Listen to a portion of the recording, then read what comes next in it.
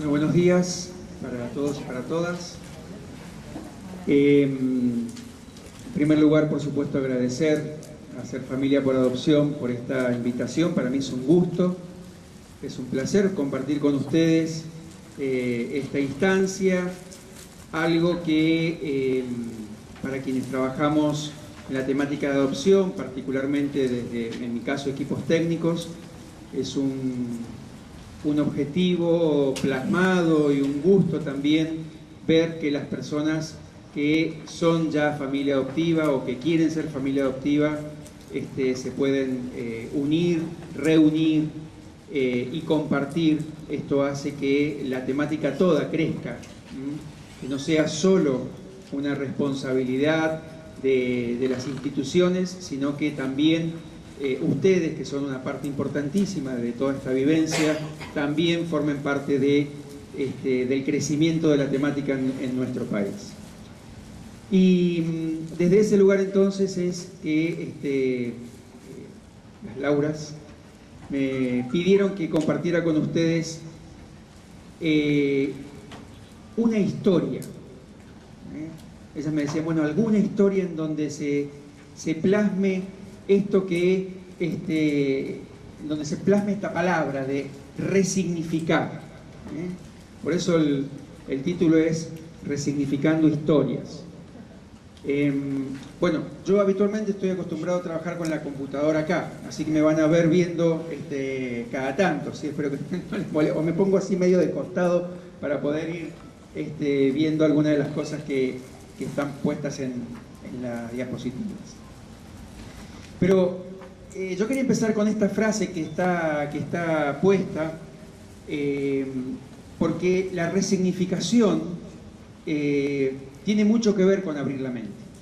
Tiene mucho que ver con abrirse a otras alternativas y a otras posibilidades dentro de la temática de adopción. Vamos a ver si funciona esto. Ajá, muy bien. Qué increíble que funciona, ¿no? Uno cree que no, pero así como lo ven, funciona. Claro, cuando me pidieron que hablara sobre la resignificación,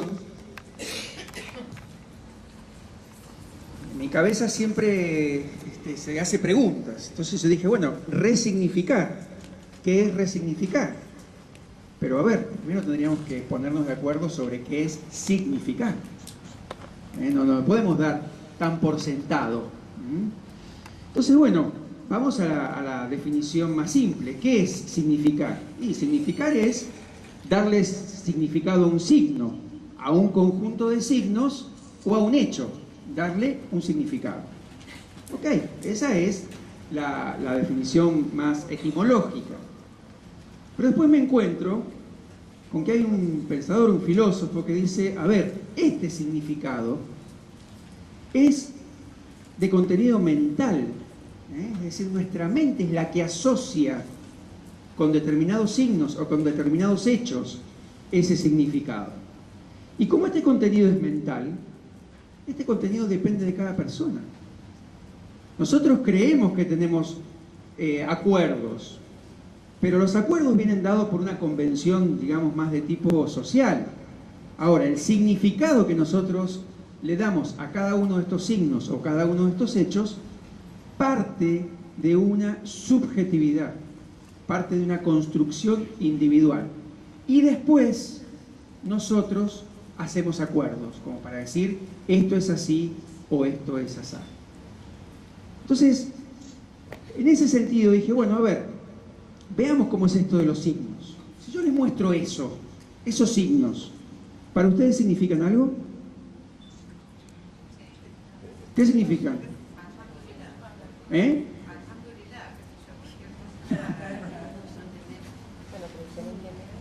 A mí particularmente no me significa más que unos lindos dibujitos. ¿Sí? Ahora, si yo les pregunto, si esos signos que están ahí, para ustedes, esto es para que me contesten por sí o por no, ¿se relaciona con esto? ¿Esos signos? No sé. No, para ustedes, no, por sí o por no. No, para mí tampoco. O sea, esos signos que están ahí arriba, para mí, no se relacionan con esa foto. Les voy a poner otros signos para ver si eso se relaciona con esta foto. Sí, los signos de abajo se relacionan con esa foto. Pues bien, el signo de arriba es casa también, en árabe. Entonces, esto es como para que podamos ver que el significado de determinados signos lo ponemos de acuerdo, lo ponemos subjetivamente, pero de acuerdo a un consenso también cultural, social, que hace que las formitas de abajo nos remitan a esa imagen. ¿Ok? Esto es dar significado. A estas letritas nosotros le damos un significado. Entonces, a cada cosa que uno dice o hace, uno le otorga un significado. Ahora, este significado no contiene todos los aspectos de ese hecho, sino que contiene nuestra subjetividad. Nosotros los miramos desde nuestros lentes. ¿Y cuáles son nuestros lentes? Y nuestros lentes son las diferentes vivencias que hemos tenido, las enseñanzas que hemos recibido, los valores en los que nos hemos formado, nuestras alegrías, nuestros dolores. Todo eso forma parte de la subjetividad que nos hace darle un significado a determinada cosa. Y también ese significado contiene las ideas de esa cultura o de ese lugar en donde nosotros vivimos. Pero para mí es importante que nos pongamos de acuerdo en que el significado que yo le doy a algo no contiene todos los elementos de ese hecho, sino que contiene todos los elementos que son importantes para mí, porque son valiosos para mí. Todos los que estamos acá hemos sido formados en una modalidad de pensamiento sobre esto de los significados. Digo todos los que estamos acá porque esto viene más o menos de fines de 1700, 1800. Todos los que estamos acá creo que somos posteriores a esa fecha. Entonces todos estamos en las mismas condiciones. Pero todos hemos sido formados en esta modalidad de pensar el significado de las cosas desde el por qué pasan. ¿Por qué pasa tal cosa? Como dice esta frase que está ahí abajo, miles de personas vieron caer una manzana, pero Newton fue el único que se preguntó ¿por qué cae? Ahora, esta referencia de por qué pasan las cosas nos ha llevado a esta construcción en nuestra cabeza. Las cosas pasan por esto. ¿A ustedes les sucede esto? Porque a mí me pasa. Las cosas pasan por esto. O al revés. Por esta situación pasa tal cosa. Esa modalidad de causa-efecto es la que viene de las ciencias duras, de las ciencias naturales, de las ciencias matemáticas, pero se ha colado a todo nuestra forma de pensar. En todo lo que vivimos, cuando pasa algo, cuando hay un efecto, lo primero que nos surge es preguntar ¿y por qué pasó tal cosa? Causa, efecto. Por este motivo pasó tal cosa. Ok, en las ciencias duras no hay problema, porque esto es así. Pero entre las relaciones entre las personas, en los vínculos humanos, en las sensaciones y en la comunicación humana, ¿es así?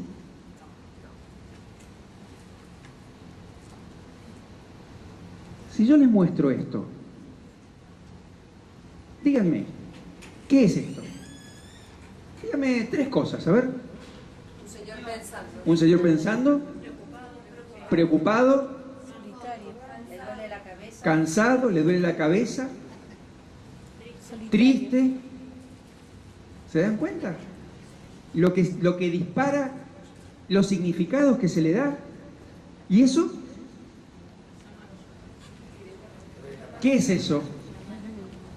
Una mano. Hasta ahí llegamos, en acuerdo. Pero ¿y qué es esta mano? ¿Una mano de qué? ¿De quién? De un trabajador, de un anciano. Dolor. Enferma. ¿Y ese signo de abajo? ¿Sí? ¿Y con las flores ahí al lado qué significa? Que se pudrió todo.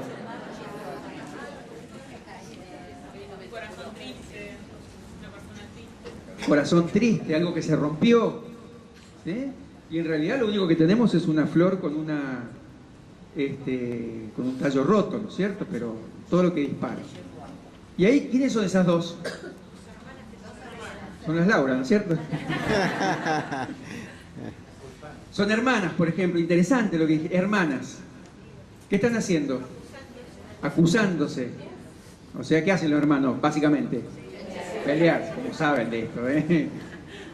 Ahora, ¿se dan cuenta entonces que esta matriz que tenemos de causa-efecto en las relaciones humanas, no?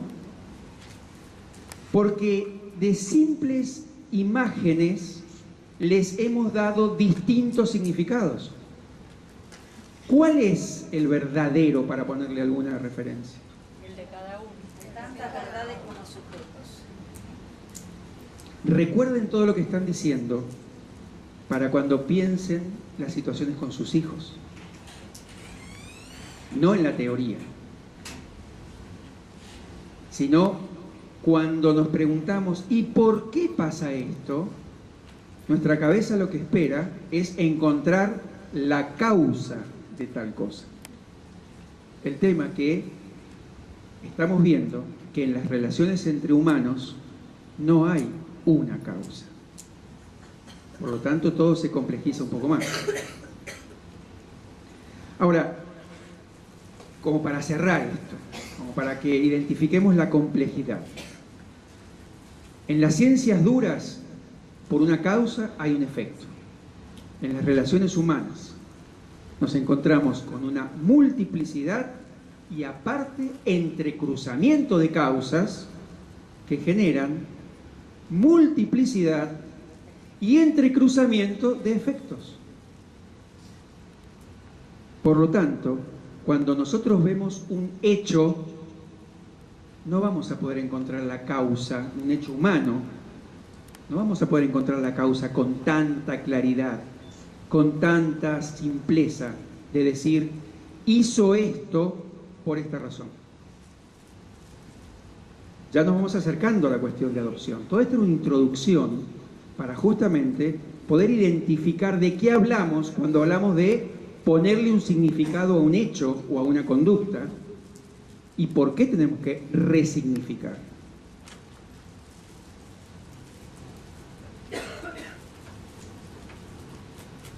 Yo quiero contarles un poco algo sobre esta foto, porque esta foto fue la que me llevó a mí a cuestionarme profundamente los significados que yo tenía sobre la temática de adopción o sobre lo que yo entendía que pasaba en determinadas situaciones. Si ustedes se fijan bien, esa es una foto de un diario de Mendoza y tiene fecha del año 2000. ¿Lo identifican? Sí. Bien. Yo venía trabajando en la temática de adopción de hacía 2 años. Había empezado en el equipo interdisciplinario hacía 2 años. Y habíamos tenido algunas situaciones de niños abandonados en la vía pública. Conocen esto, ¿verdad? Dejados en la vía pública. ¿Qué significado le da la sociedad a este hecho? Es un significado que, digamos, la sociedad dice, y bueno, está bien, ¿qué se le va a hacer? ¿Eso es lo que dice la sociedad? ¿Cierto? Que hay una carga fuerte hacia este hecho, hacia esta mujer que hizo esto. ¿Sí? Ok. ¿Y qué sucede también cuando aparece un niño en la vía pública? ¿Se encuentra la progenitora, se ubica a la mujer que hizo esto? No, habitualmente no. Pues bien, el 10 de mayo, en la mañana, mejor dicho el 9 de mayo, en la mañana, esta señora encontró un bebé ahí, en la puerta de su casa, en el árbol, en realidad. Salió y encontró a un bebé recién nacido en el árbol de su casa.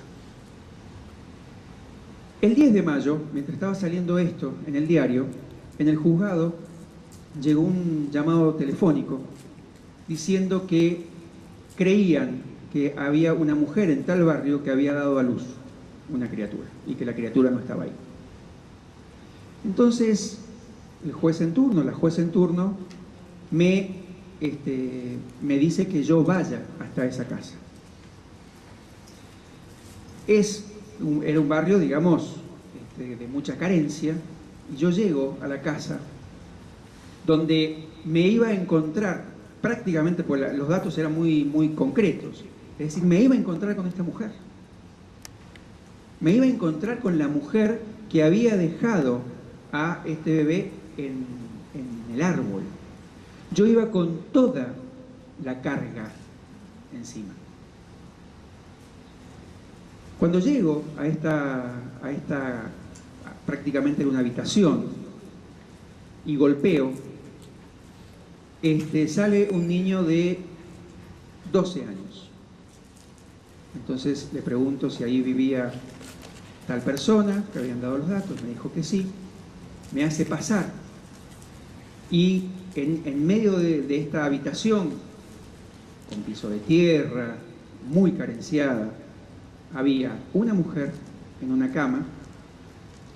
Estamos hablando del mes de mayo, estaba fresco. La mujer estaba volando en fiebre, pero con tiritones de fiebre visibles, con otros hijos alrededor de 4, 5 y 6 años.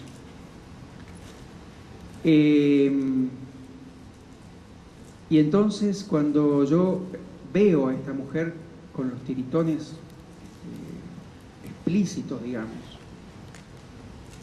le pido a los chicos que salgan de la habitación y me pongo a hablar con ella.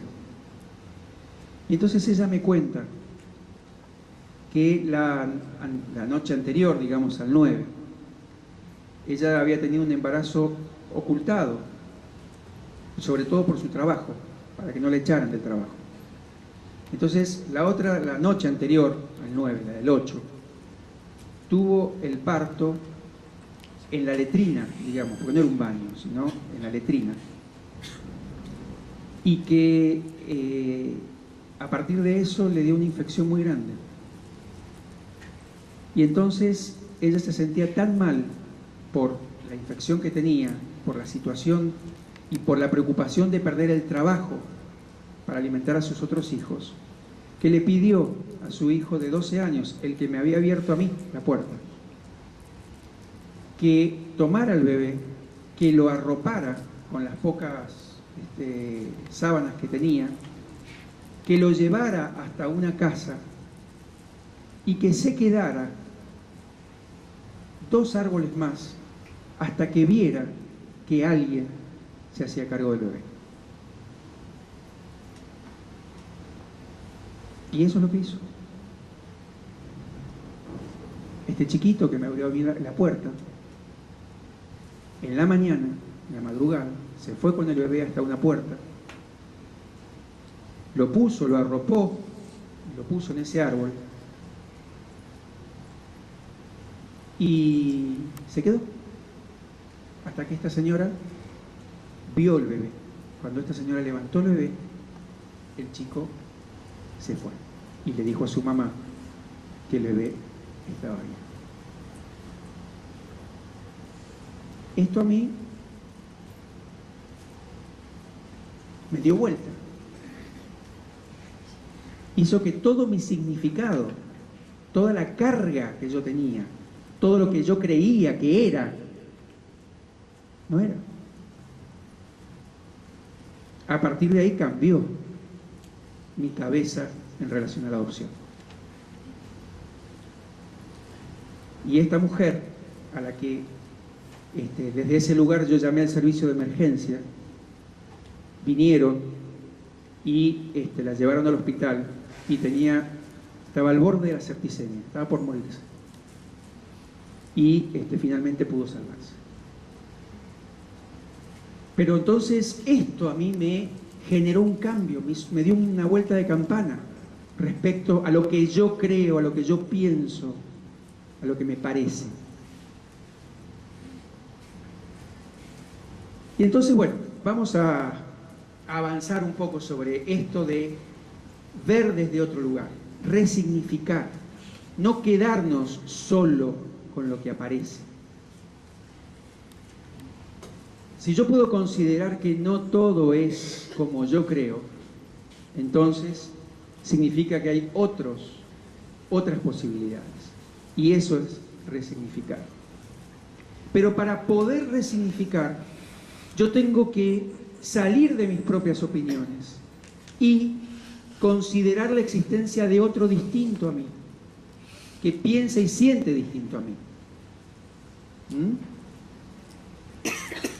Y de esa manera entonces yo voy a poder salir de esta idea inicial que yo tengo, que de alguna manera es totalizante. Y entonces en este tema de las adopciones tardías, es decir, de las adopciones de niños de más de 4 o 5 años, yo quería mencionarles algunas cosas que se ponen en juego como significados sobre los chicos que impiden la posibilidad de verlos como lo que son, niños. Entonces, algunos ítems como para poder resignificar a estos niños que ingresan a familias adoptivas y que van a estar con adultos que le van a dar a esta integración su propio significado. Pero está el significado que le dan los adultos, pero están los chicos del otro lado. Están los chicos. Entonces, es bueno que entendamos que los chicos no son adultos en miniatura. No son adultos. No sienten y piensan como nosotros. Sienten y piensan de otra manera. Como humanos, en proceso de evolución, pero no como adultos. No pueden usar el lenguaje racional como nosotros. No pueden. Por eso, más allá que lo dice abajo, pero esta pregunta de ¿por qué hiciste tal cosa? Que los padres hacemos, no puede ser respondida por los chicos. Una de las razones es porque no pueden utilizar el lenguaje de la misma manera que nosotros. Entonces, lo que tenemos que saber es que lo que ellos hacen es actuar sus vivencias. ¿A través de qué las actúan? A través de conductas.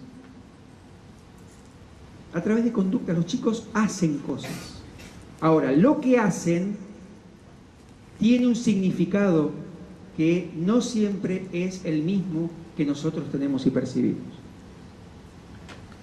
Estas conductas tampoco tienen la misma implicancia. Fíjense que ahí está la palabra manipulación. La palabra manipulación es una palabra muy fuerte que se utiliza entre los adultos. La manipulación es la utilización de determinadas acciones y recursos para sacar una ventaja, pero con una acción, digamos, bastante, muchas veces dirían los psicólogos, hasta perversa. Bueno, los chicos, salvo que tengan alguna patología, no utilizan la misma forma no son manipuladores. Sí buscan su propio beneficio, pero como lo buscamos todos. Otra cosa es que los chicos no son plenamente conscientes de las cosas que hacen. A veces, como no le pueden poner palabras, hacen cosas sin saber por qué. Y esta es la segunda razón por la que no es efectivo decirle, ¿por qué hiciste esto? La mayoría de las veces la respuesta es, no sé. Y es real que no saben. No es que están ocultando cosas. No saben. ¿eh? Como aquellos padres que le preguntaban a Dalma, ¿por qué tiraste el gato de arriba del balcón? Caso real, ¿eh? ¿Por qué lo tiraste? Y Dalma decía, no sé. Y los padres decían, pero ¿cómo no sabés? No sé. Ahora, ¿qué implicaba esta conducta de Dalma? Esa es la historia. Otra cosa que es muy importante para poder resignificar es que las cosas que hacen los chicos no son ataques personalizados a los adoptantes. No son ataques personalizados.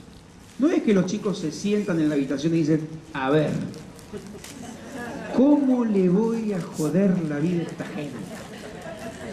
No. Los ataques a los adoptantes en realidad son enojos de los chicos con los arquetipos que los adoptantes representan. Ya lo vamos a ver esto en la historia con la que voy a cerrar. Pero la frase que yo he escuchado muchísimo de familias adoptivas en procesos de integraciones tardías es ¿por qué me hace esto? Si yo le doy, le hago, la cuido, ¿por qué me hace? No te lo está haciendo a vos. Lo está haciendo contra la vida, en todo caso. Y en esto es importante, cuando uno está frente a una integración tardía, es importante conocer los procesos de, digamos, alguna de las razones por las que pasan determinadas cosas. Porque si no uno se desorienta mucho. Porque cuando empieza una integración adoptiva, niños de más de 4, 5, 6 años, lo primero que se da es esta luna de miel, en donde todo es fantástico. Es más, la frase más representativa es, y ya me dice mamá o ya me dice papá. Y esto hace que rápidamente uno crea que ya está todo bien y no sabe que lo que viene es durísimo, que es la etapa reactiva. Pero la etapa reactiva, que es donde aparece esta historia de por qué me está haciendo esto, hay que saber que tiene fundamentalmente, entre otras, dos grandes razones por las que se manifiesta. La primera está de alguna manera relacionada a los adoptantes. Es como si los chicos le dijeran a los adoptantes, bueno, mira, ya te mostré todo lo fantástico que soy, ahora te voy a mostrar todo lo otro. O sea, ya me querés por todo lo fantástico, ahora te voy a mostrar todo lo otro, a ver si me seguís queriendo. La cuestión es que cuando los chicos hacen esta referencia, en el fondo, allá atrás, lo que esperan de los adoptantes es que los adoptantes le digan, te vamos a bancar como seas. Pero llega un momento, si esto no se tiene claro, si esto no se sabe, llega un momento en que los adoptantes muchas veces dicen, ¿sabes qué? Si querés, volvete donde estabas antes. Porque llega un momento que el hartazgo es fenomenal. Volvete donde estabas antes. Eso es justamente todo lo contrario de lo que los chicos necesitan. Pero este es uno de los puntos. Y el otro punto es que esta etapa reactiva, y esto lo vamos a ver ahora en la historia de Yaira, esta etapa reactiva es un momento de mucho dolor que viven los hijos. Es raro, es paradójico, porque para los adultos que han adoptado están en un momento de creciente realización. Es decir, durante muchos años buscaron ser familia por adopción, se produce la integración adoptiva y empieza el inicio de una nueva vida, ¿verdad? El tema es que para los hijos, la integración adoptiva es el inicio de una nueva vida, pero es el duelo y el dolor por otra vida perdida. Otra vida que ya no tienen. Y que tal vez no haya sido la mejor, no me cabe duda. Pero también tuvo sus cosas positivas, o que las arraigaban de alguna manera.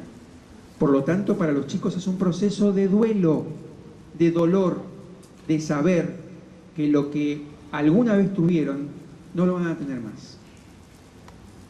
Por eso es que se da también estas etapas reactivas. Estos son elementos entonces para poder tener en cuenta, para poder resignificar, para poder encontrarle otro significado a determinadas conductas. Y yo quiero terminar contándoles la historia de Shaira, de Brian y de Nathaniel. Y fíjense, yo voy a tratar de ser sintético porque si no puedo quedarme sin ningún problema hasta la noche. Así que voy a tratar de sintetizar. Pero fíjense, en julio del 2009, Shaira, Brian y Nathaniel vivían con su familia de origen, particularmente con una tía.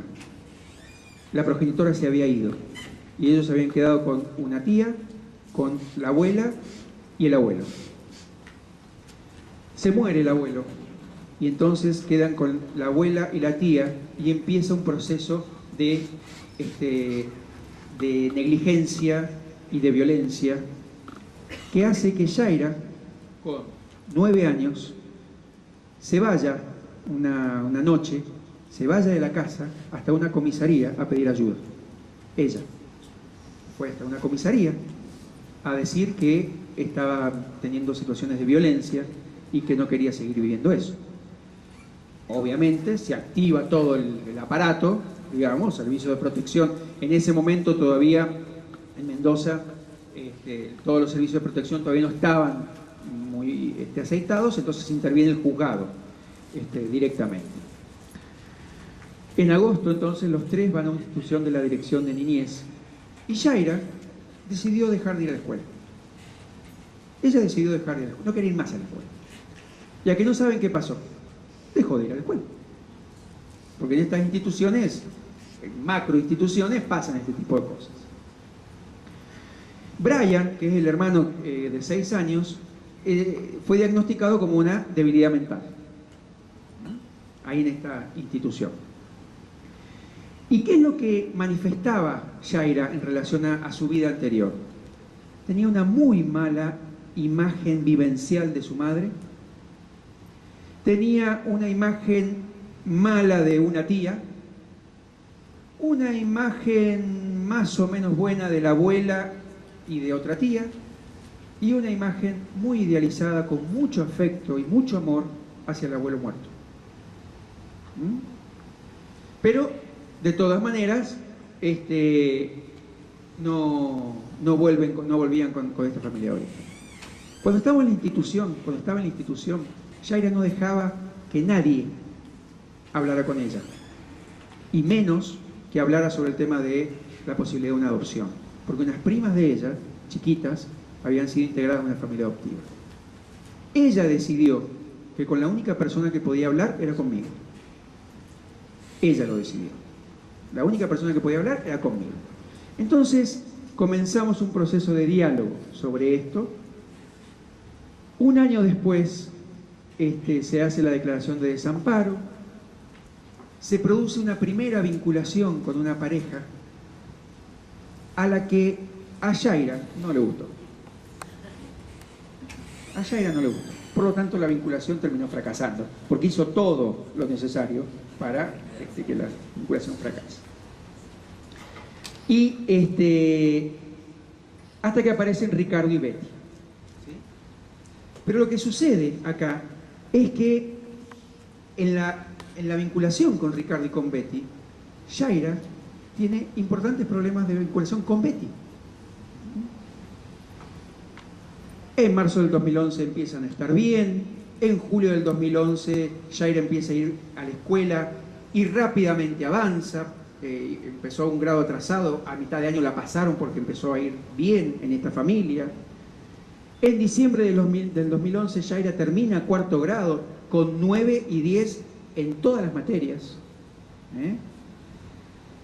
Hay una muy buena integración con las familias extensas de Ricardo y con Betty, aunque la relación de Yaira con Betty siempre estuvo ahí. En octubre del 2012, fíjense todo el tiempo que ha pasado, en que todo venía bárbaro. Buen desarrollo vincular, buen rendimiento académico, buena integración familiar, hablan de los tíos, de los abuelos. Pero Yaira se lleva mejor con Ricardo. Piden la guarda preadoptiva, el juzgado les otorga la guarda preadoptiva. En abril del 2013, ahora, estamos acá, 2013. Yaira, que ahora tiene 12 años, es prácticamente un referente en la escuela por las notas que tiene. Brian, que tenía debilidad mental, no tiene ninguna debilidad mental, está muy bien en la escuela. Entonces la pareja pide adopción plena en medio de todo un proceso muy gratificante. En julio de este año se hace la entrevista que pide el juzgado para trabajar el tema de la adopción plena. El 3 de julio de este año, en la tarde, porque el 3 de julio en la mañana se hizo la entrevista en el equipo, en donde estaba todo fantástico. El 3 de julio en la tarde, cuando Yaira va a la escuela, los llaman a Ricardo y a Betty porque Yaira le había robado plata a la maestra. Después de todo este proceso fantástico. Ricardo, frente a esta situación de que había robado, esta es la percepción de que había robado, la retó muy fuertemente. Eso no se hace, ¿por qué nos haces esto? Y a la mañana siguiente, a la madrugada siguiente, Yaira tomó a su hermano Brian y se escapó de la casa. ¿Y saben a dónde se fue? A la casa de la tía. Y cuando las encontraron 3 días después en la casa de la tía, en el juzgado Yaira dijo que se escapó porque la pareja le pegaba y que Betty la obligaba a hacer cosas malas. Y Brian decía lo mismo. Entonces uno se preguntaba, ¿qué pasó? Si venía todo tan fantástico, ¿qué pasó? ¿Por qué sucedió? ¿Se acuerdan la primera pregunta cuando empecé? ¿Por qué sucedió esto? Pues bien, estas fueron las primeras significaciones que hubieron. Estas fueron las primeras cosas que salieron en el juzgado, en los peritos, de que Yaira en realidad era una niña rebelde, mentirosa, manipuladora. Esto es lo que decían las referencias. Si hizo esto es porque en realidad, ¿qué va a hacer después? Difícilmente pueda ser adoptada porque quiere seguir viviendo sin límites, como vivía con las tías. Si ella quiere ir con la tía, hay que considerar la posibilidad. Esta fue la referencia del juzgado. Hay que evaluar, dijo el juzgado, si ella quiere ir con la tía. Y los adoptantes dijeron, bueno, si no le gusta nuestra casa, que se vaya con la tía. Y la referencia que está utilizando la historia de la tía para sacar provecho. Esta fue la primera significación. Pero a ver, ¿cuándo pasó esto? Pasó el día en que se estaba por definir la adopción plena. Pasó el día en que se presentificó la posibilidad de que iba a perder para siempre. Esta es una vivencia de ella, no es que iba a pasar en la realidad, pero ella iba a perder para siempre ese pasado. Y entre ese pasado estaba su abuelo. Entonces, cuando están estas sensaciones de vacío en los chicos, es cuando aparece esta conducta de agarrar cosas y llevárselas. ¿Cómo se llama eso en nuestra cultura? Robar.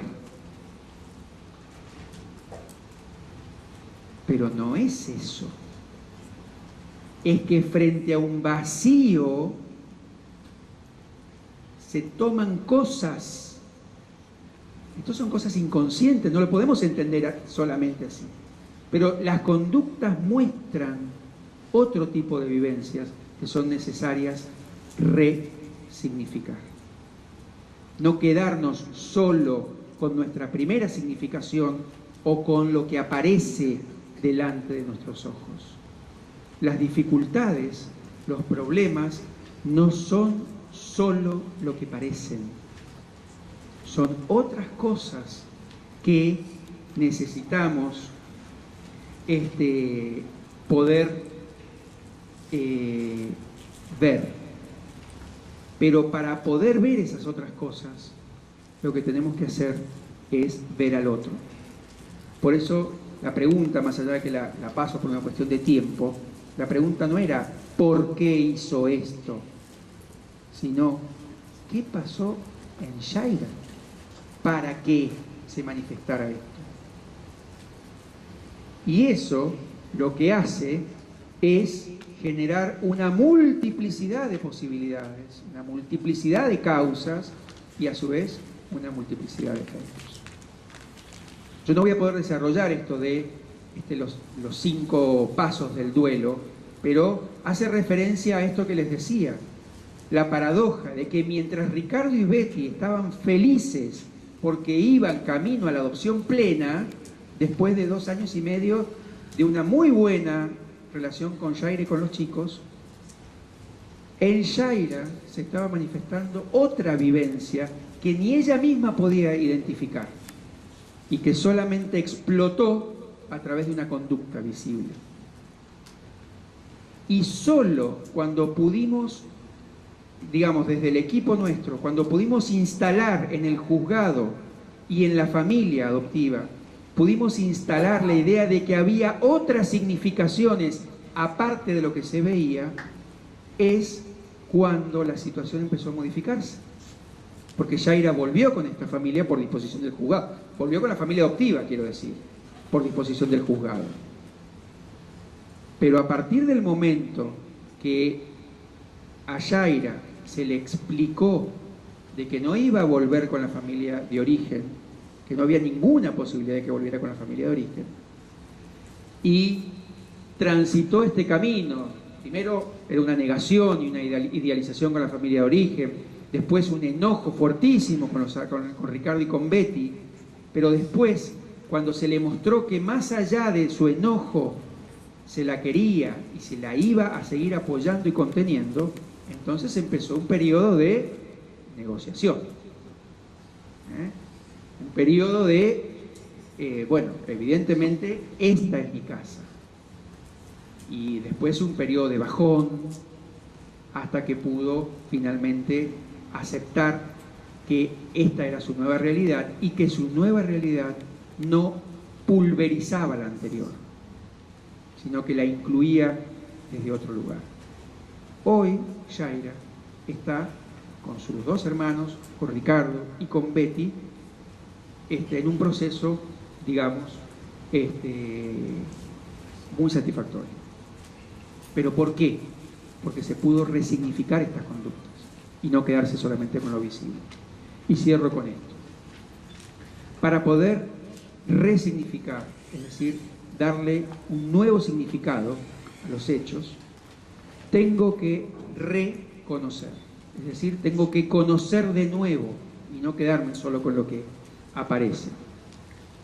Si yo puedo considerar que no todo es como yo lo significo, y si puedo considerar que hay otros significados posibles, entonces se construyen infinidad de puentes que facilitan los encuentros entre las personas. Muchas gracias.